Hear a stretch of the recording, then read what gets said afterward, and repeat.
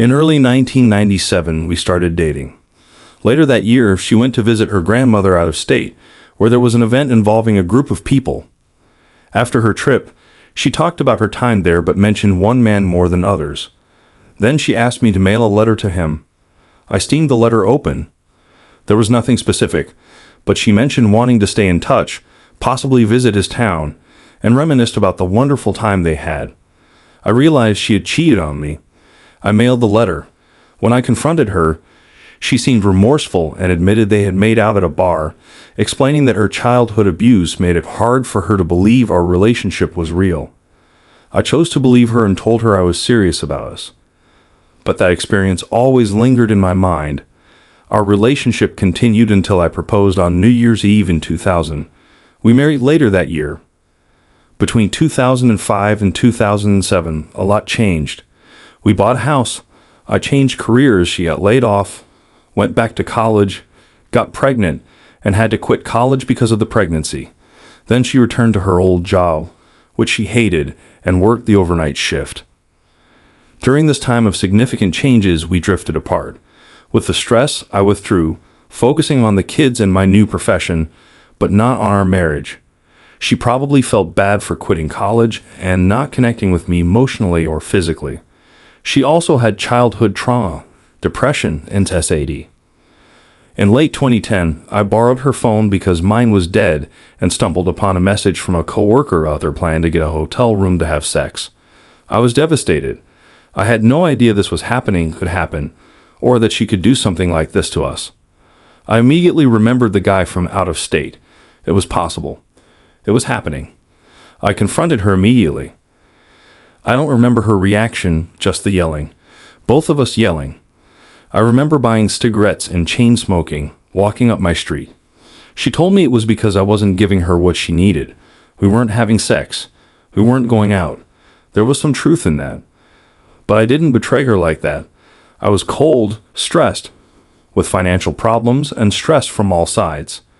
I did try to contact that guy's wife, but she told me to mind my own business and go away.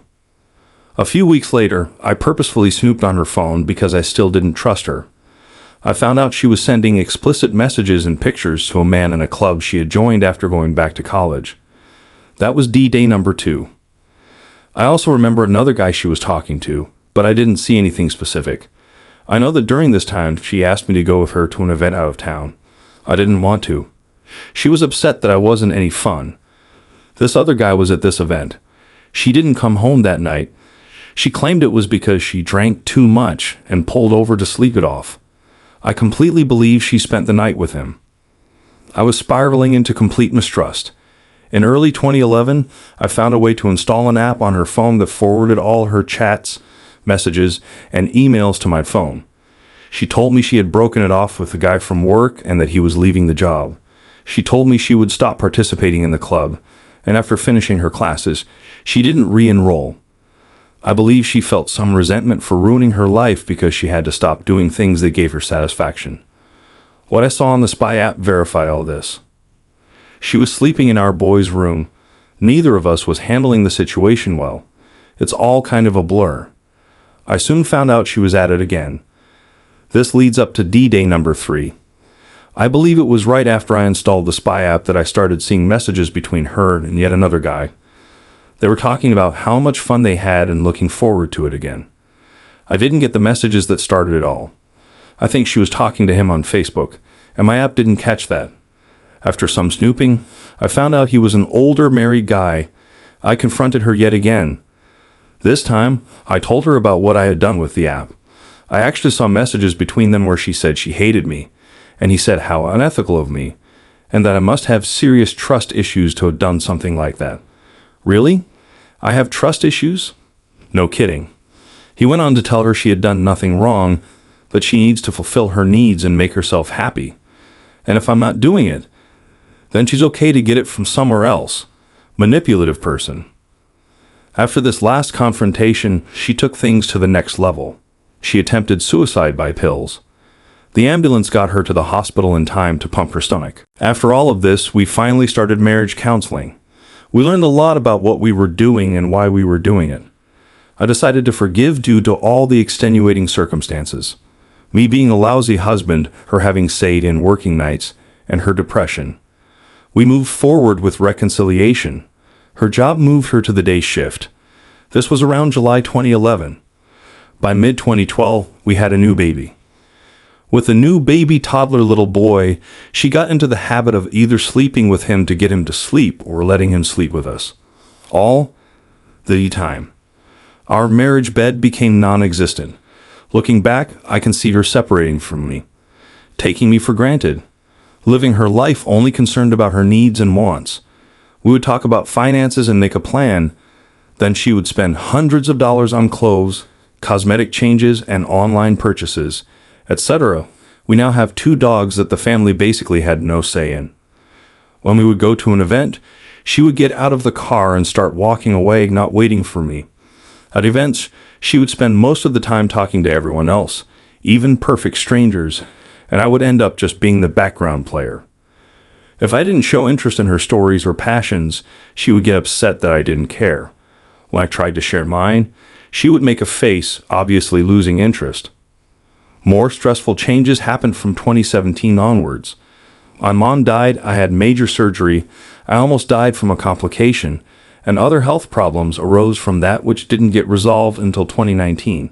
She was laid off again and decided to go back to school to finish her degree. And then 2020 happened.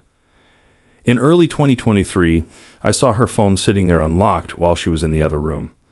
And most of you who have reconciled never lose that feeling that they might be doing it again. So I looked at the messages and found inappropriate ones to a guy she had been friends with for years from her hometown. I had met the guy before. I didn't find explicit conversations, but I found conversations that were overly friendly and alluded to phone conversations they had had or were planning to have. I'm sure she was deleting some things as she went, but again, was not very good at covering her tracks.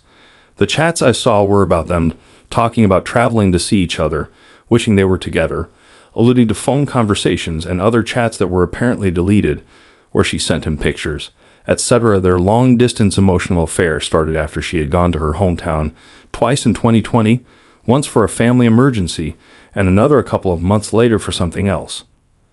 I started digging into her digital life. I checked all the old phone records. From that, I started to think there were more men that I hadn't found out about, and that the one from when we were dating probably wasn't just making out. I found out she was sniffing around a friend of her friend. I found out she had many random internet guys on her socials who were flirting with her. I sat on this information all summer long, planning my escape and considering all of my options. She had finished her degree, and I was waiting for her to land a job. Obviously, I wasn't acting the same around her, but because I was a minor player in her life at this point, she didn't really notice. Sometime in August, she finally noticed my unusual behavior. All summer, she hadn't picked up on my change in attitude. Fun fact, the day she confronted me about my attitude was 3 days after I'd gotten a haircut, which she hadn't even noticed. So I took her into the other room and told her what I knew. She was quiet. I was crying, trying not to yell so our kids wouldn't hear. She said, "When was the last time we had sex? When was the last time we went out?" The blame was all on me again. I responded with something like, "I'm just a bit player in your life. When we go somewhere, you're always looking for someone else to talk to connect with. When we make a decision as a couple that you don't like, you end up doing what you want anyway. When I have some issue or pain I'm going through, yours is always worse. Everything comes back around and centers on you. For a long time, I have felt like I didn't matter in our relationship." We had some deep conversations over the next couple of weeks. Reconciliation was the topic. I sat her down one time, I was crying again, and told her now is the time to spell out everything on her own and tell me the truth about everything from the first guy when we started dating to the present. I told her that everything she had told me so far was a result of me finding something and asking her questions. She had never voluntarily confessed anything. During this conversation, she still claimed that nothing happened with the first guy but kissing. However, she offered more information about the time between 2010 to 2011. It turns out hotel room guy was not just a plan to meet in a hotel room. They were intimate in her work dressing room. She claims it was only once, but who knows? She lied about this during marriage counseling. And the predatory guy in 2011? She went to looking on CRAGSLIST for a random hookup. She went to his house out in the middle of nowhere and was intimate with him. I still ended up asking leading questions during this conversation to get more information. I don't really count this as a confession. I had to ask too many questions. Of course, in a different conversation, I asked the typical question about how she would feel if she found out I was sexting with someone else and treating them like a significant other. How about a threesome, was her answer. WTF. While talking about why she did what she did, she alluded to the lack of intimacy and said, I like sex. This is important later on. So we started what I thought was reconciliation. I tried my best to step up and do the things we thought were lacking on my side. More attentiveness, partaking in her interests, more affection, more intimacy. Working on this for a couple of months took us into October. I started feeling like it was work. It shouldn't have felt like work. Looking back, I realized why. She wasn't changing anything. She told me that she had stopped talking to the last guy. She never showed me any proof. There were times when I would initiate intimacy, and she would imply that she wasn't really in the mood, but we could do it anyway so I could feel good. She would say that maybe menopause was causing her drive to go down. Interesting, because she had told me before that one reason she would cheat was because we weren't being intimate, and she liked sex. I guess just not with me. I stopped trying everything I was trying. I stopped initiating intimacy.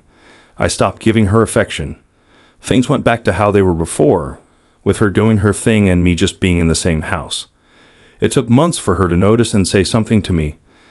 This takes us to early 2024. I broke down about how it had been nearly a year since I found out about the last one, and nothing was getting better. She broke down about how sorry she was, how she had ruined my life. Blah, blah, blah. She was willing to do whatever work she needed to fix us. The next day, I left her a printed out note and an article I'd found about the steps to reconciliation. I also added my own notes to each step of specific thoughts I had about them. I also gave her information to access Reddit groups for cheaters, where she could see what others were dealing with. I also asked for a written timeline. This was all met with disinterest. The note was set aside but not opened for 2 weeks. After she finally read it, I thought that would spark conversation. Nothing. In the letter, I talked about how I was going to stop acting like we're a couple and that I would only do things with her if they were family events. I told her I was going to stop talking about reconciliation unless she brought it up first. I wanted her to start the important conversations and take the initiative. I told her that I couldn't be in a relationship with someone I didn't trust, and I don't trust her. I wanted to see her working towards this. Weeks went by and nothing changed. She kept busy doing volunteer work. Her volunteer work is like a full-time job. I don't think it's an excuse to cheat again, as I have full access to the place and the people involved and have not seen anything suspicious. I could be wrong. I think she uses it as an escape to avoid her real-life problems.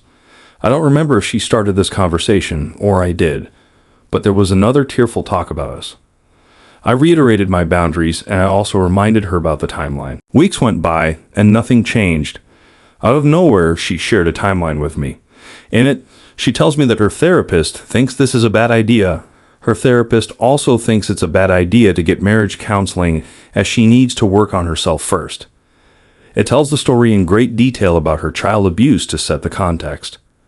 The timeline part was like a quick recap of everything I already knew, except she added a couple of extra truth nuggets in there to make it feel like a full confession. She did not include the guy from when we were dating, the guy from the college club, or the guy I think she was with the night she never came home, or any of the other suspected guys from when I went digging. The hotel room guy she worked with was just a stupid kid, and she doesn't know why she did anything with him. The Craigslist guy said some mean things to her, and her friend from her hometown. They did make out because she was drinking and felt bad for him because the woman he liked had moved away. After that, they would text and talk. He would make her laugh, but sometimes being a shoal to her, and she never had feelings for any of them. So she never had feelings for them, and in many ways they were mean or less than or unimportant. This does not make me feel better. I replied with my own letter back to her, reiterating my boundaries and telling her that this timeline is not what I asked for. I want to see that she's really thinking about each time and telling me how things went down. I want to see that she's confessing information of her own volition. I also added in that letter some of the random thoughts I have every day. I wrote in great detail what I'm feeling and going through. And that's where things stand today. I don't think she even read that letter. She never brought it up. That was 2 months ago. I'm at the point now where I think reconciliation is not going to happen. I think that if she turned it around and did everything I asked for, it would be too late. I've been focusing on changing my thinking to being about me, not us. I've been mentally and emotionally disconnecting myself from her. That's it. Now I'm just waiting for her to land a full-time job so divorce won't be as devastating as it would be otherwise. She's the type of person who can't not work, so I don't think she'll pass up an opportunity. If I divorce her now, she would be left with no solid income, no insurance, and no place to live. That would mean that I would end up paying a lot more for support, and that would financially ruin all of us. I've been toying with the idea of a legal separation but living in the same house. I think she can keep my insurance with that. I don't want to destroy her as a person. We have kids together, and her family is now my family. I just can't be her person anymore.